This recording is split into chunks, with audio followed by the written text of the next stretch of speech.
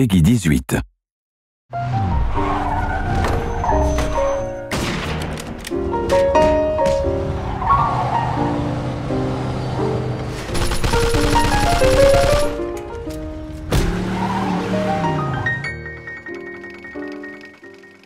At its core, Mafia 2 is a third-person action crime game. It has all the exciting car chases, all the gunfights and all the melee combat that you'd expect from a game like this. Our target kind of experience was very much things like Goodfellas, Godfather, very kind of adult movies with very serious themes. And for that to happen, we needed the game world to be realistic. Shooting is one of the most important things in the game, and obviously, as we try to be realistic, our weapons are quite lethal. We really want it to feel like deadly combat. What we don't want is the player sort of rushing enemies and doing things like that, you know. You can only take 2 or 3 shots before you actually die. If someone shoots at you, the first instinct is to get behind some cover. It really feeds into that intense feeling that we really want from the gun combat experience. We spent a lot of time and effort on the cover system because the player will spend a lot of time using it. But you have to be careful because the cover can often be easily destroyed. So if you're hiding behind a fence and it starts to disintegrate, it's time to move elsewhere.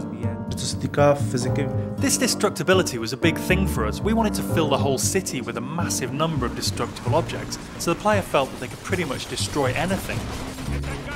The player can use a wide range of weapons, from pistols to submachine guns. Of course, we had to include the classic Tommy gun that everyone knows from the Mafia movies. We do massive explosions from different stuff, like vehicles can be exploded. With some Molotov cocktails, they'll sort of set fire to the gasoline as it falls on the floor. And all these different things are things that you'd sort of expect from the 40s and 50s weaponry.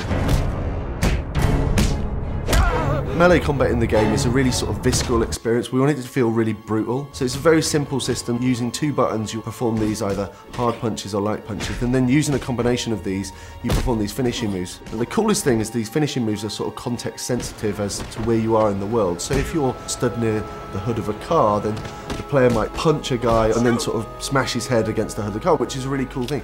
The driving model is very realistic. So you drive these things, they really feel like period cars. They feel very heavy, they feel really satisfying when you're driving them around.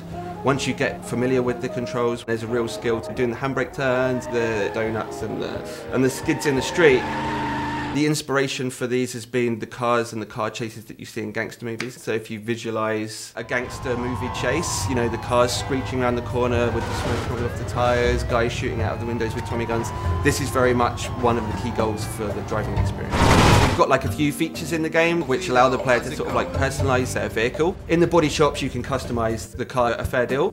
You choose the car that you like the best. You know, I'm going to choose to take this car on the mission because it's better than every other car in the city. I think that's a pretty cool decision to make. Our gameplay is great. We've got shooting, car chasing, everything a game needs, but we also need to link it to the story to create a believable game. We needed to move away from some of the more arcadey conventions that you see in other open world games and focus more on a realistic experience for the player, so the player behaves like a Mafia gangster.